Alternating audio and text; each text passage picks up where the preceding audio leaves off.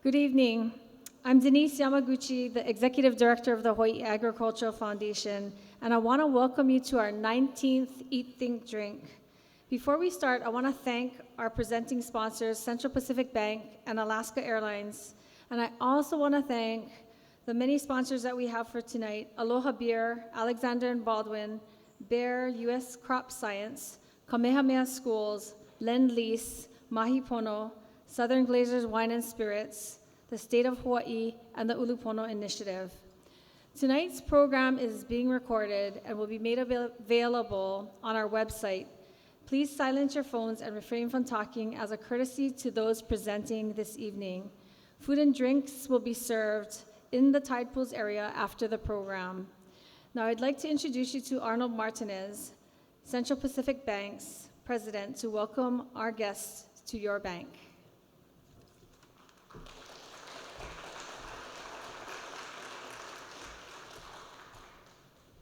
Thanks very much, Denise, and welcome to Tide Pools at CPB. We're really happy for you guys to be here and to have this event at our headquarters. I grew up on the Big Island, and growing up in a rural area. I don't know if you guys know where Powillo is, but small town on the north side of the island, and I was there in my teenage years when the sugar industry was coming to an end. And I remember, my parents and even grandparents who had worked in the sugar industry all those years suddenly needed to find something else to do. And a lot of folks went to work for the hotels. Fortunately, the hotels were emerging on the Koala Coast. But a lot of folks went to start their businesses, and their businesses were farming. They went and grew things. They raised livestock, and it became their new way to earn a living. And it's profoundly important role of the ag industry in Hawaii. It fuels, as I was talking to Denise earlier, some really great restaurants and really outstanding chefs. And so we can be really proud of the role that a lot of you play in the industry. I want to introduce one of our superheroes at CPB, and I told her we're gonna tag team on this in the introduction. Her name is Susan Otsugi. She heads our small business market and basically our efforts there. And we're really proud of the role that CPB plays to support small business. But I'm super proud of Susan, who has dedicated her life to support small businesses. So Susan, please come up and say a few words as well.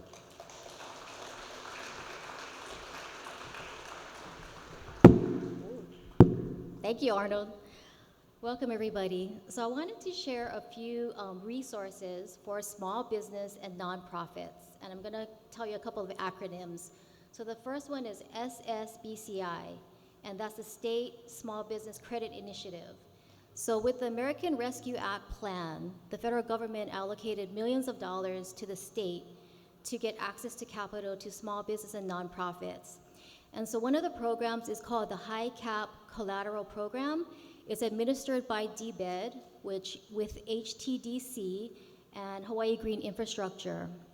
And that program is a collateral enhancement program. Small businesses and nonprofits are eligible.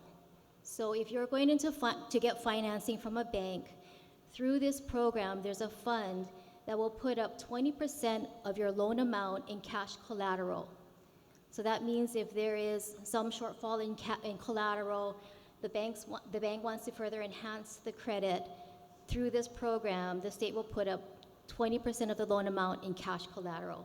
So it may help you get access to capital. It is available for both small business and nonprofits. So that's one program.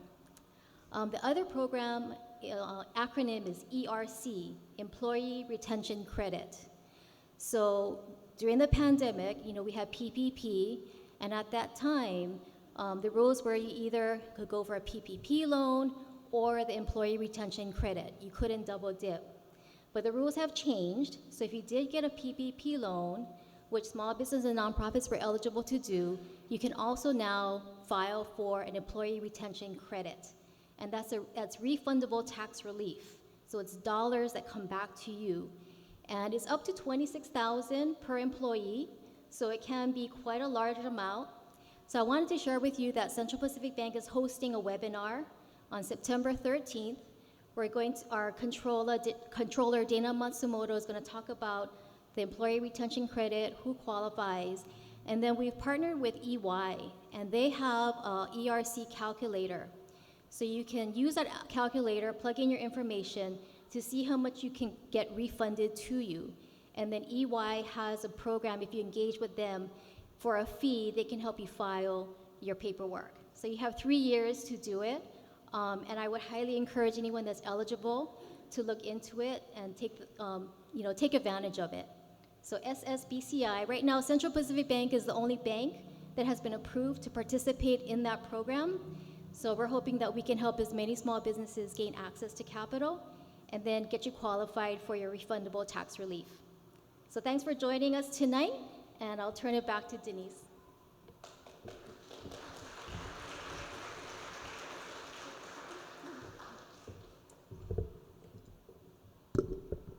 The Hawaii Agricultural Foundation launched Eat, Think, Drink in November 2016 to spark meaningful conversations about important agricultural and food issues facing our community, and to build a larger network of conscious and caring consumers like you.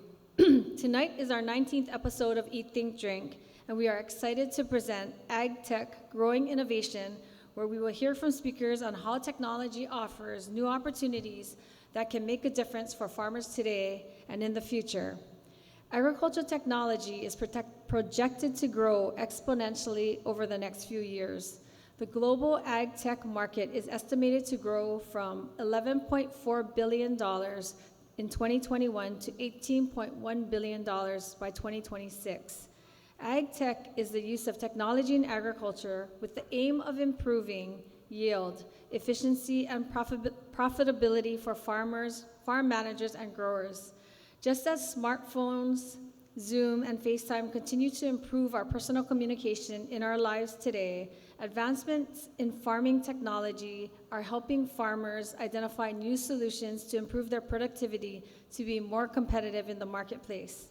Furthermore, digital tools can also give farmers much more data in real time so they can react faster to address weather, water, enhancements, and pests.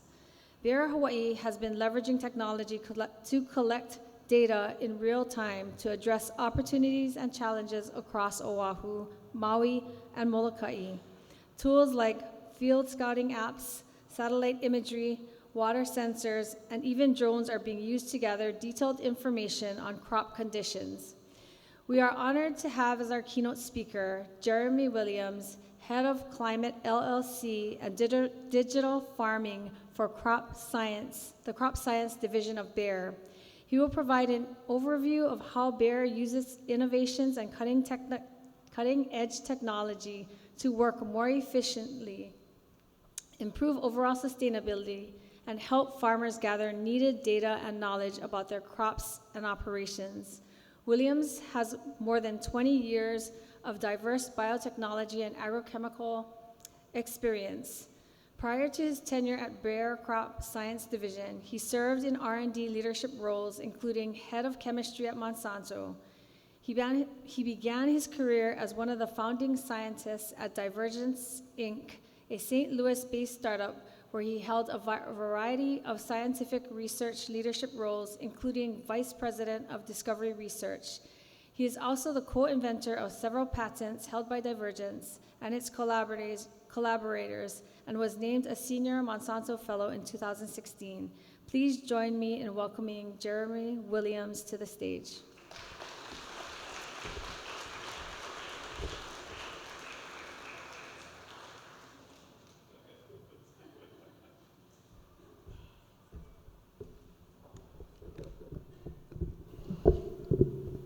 Aloha, everyone. I hate those long introductions. I don't know who writes those. But it's great to be back with you. It's 3 years since I've been in Hawaii. Pandemic intervened, but good to be back with you. So I plan to just give an overview, a snapshot of what we're focusing on with respect to digital technology, but also why. And this starts for us really by thinking about the major trends that are going to be shaping our world as we go forward. We've got a significant increase in the human population coming at us. As a consequence of these changes, thank you, there are going to be increasing pressures on ecosystems, right? And with these changes, society is asking us to produce much more efficiently and to put sustainability at the center of everything we do. If you look specifically at agriculture, we know we're going to need to produce a lot more food. We know there's going to be more demand for calories, especially calories coming from meat. And that increase in production is going to be superimposed on additional constraints. More arable land loss, right? Continuing loss of food as climates warm, more food spoilage, more fungal infections, more loss of food over time. So you've got reduction potentially in supply, superimposed with increasing in demand, while we're asking systems, farmers, producers to be more efficient. One of the key ways we will meet this challenge is by using technology, and specifically digital technology. Now, it's easy to get depressed, pessimistic about the future when you think about the challenges that are ahead of us. But one of the things I want you to keep in mind is that agriculture has risen to these kinds of challenges before. If you go back to the 50s and 60s, we had dramatic increases in the production of yields of staples like rice and wheat when we made them semi-dwarf hybrids and we learned how to use fertility more effectively. We've done similar things with corn that is really not often appreciated. If you go back to the 1940s, we were using open pollinated varieties. We would need significantly more land to produce what we can produce today as a result of the introduction of hybrids, biotechnology, better agronomic systems, right? And we can drive this even further going forward. So yes, we have significant challenges, but we know we've got the tools to meet these challenges if we work more effectively together, we work more efficiently. And this is what we're focused on at Bayer. So for us, this is in essence all about combining all the tools at our disposal. So I refer to the advances we've made in the genetics, right? So seeds, the quality of the seeds, the genetics of the seeds is very important. Crop protection, biologicals, other ways of protecting the yield, that also is an important part of the technology landscape. But very increasingly, how you bring this all together with digital tools, this is what's going to really unlock our ability to not just produce more, but to do it more sustainably. And I am convinced this is one of the biggest challenges and biggest opportunities for us as a society, how we can feed the planet without starving our ecosystems. And I think we can do this if we leverage digital technology more effectively. So this slide just gives you some of the examples of the ways we're going to leverage and are already leveraging digital technology. It enables us to do things more precisely. It enables us to tailor the treatment where it's needed. It enables us to understand how and what to plant, and then what's the best way to actually manage the crop. These are some of the kinds of things we're looking at in my research organization, understanding, for example, when might you need to use a disease control agent, and when is it actually superfluous, something you actually don't need. What's the right way to use a herbicide? How can you do it more precisely so that you can get the right weed control, but with the minimal impact on the surrounding ecosystem? What are the right seeds to use so you could maximize production depending on the soil type, depending on the environmental conditions. These are some of the things that digital technologies coupled with the advancements in biotechnology in crop protection enable us to do more effectively. So one of the things I think you're going to hear more about from some of the panelists is the use of drones and UAVs, and it's really remarkable what's happening, in particular in Asia. If you look at how farmers are adopting drone technology, this is not only reducing use of water, this is allowing for more precise application of pesticides, and in addition to environmental benefits, there are real tangible benefits in terms of worker safety, because now instead of having to use a backpack sprayer and walk through your treatment as it's happening, you can now do this remotely. I believe these kinds of technologies will also transform agriculture in the developed world, in Hawaii, in the mainland. There's still some regulatory constraints we need to work through, and we still need to understand how best to use them effectively. But automation, drone technology, this sort of precision technology will really be a step change for us in terms of how we produce and manage crops. So my team focuses primarily on supporting farmers and helping farmers be more effective. But at Bayer, we think about use of digital technology not just for our customers, but how it also transforms our internal operations. So we use technology in our supply chain production so we can be more efficient. We use the technology so we can actually reduce the amount of water we need to grow our production crops. And so this is not just about helping customers be more sustainable, more productive, but we are also ourselves leveraging these technologies to make our own operations more efficient. So I hope I've given you a sense of not just why I am optimistic about the future despite all of the challenges ahead of us, but where some of the areas of priority for us are. In essence, we believe we've got some real significant expectations and opportunities for agriculture because of the importance of providing food for a growing population, while at the same time ensuring that we have the fewest possible impacts on the environment. We think the way we do this is by leveraging technology effectively, and this is both work that's done in larger companies like Bayer, but it cannot be done only by companies like Bayer. This really also requires partnership with other producers, other parts of the value chain, because it's only as working as a unified system that we can actually make the kinds of innovations and advancements that we need to meet some of these challenges. But what I see for us is a future where we can both produce more and at the same time increase our ability to conserve natural resources, where we can not only deal with food needs and food security, but we can also have a system that's more resilient and better able to withstand climate change. This is the opportunity that is ahead of all of us by leveraging digital technologies with the physical products that we all produce and with the knowledge we all bring to our operations. And I'm really excited about what we can do when we work together as a community going forward. So with that, I will stop, and I look forward to the panel, and then after that, Q&A with all of you. Thank you.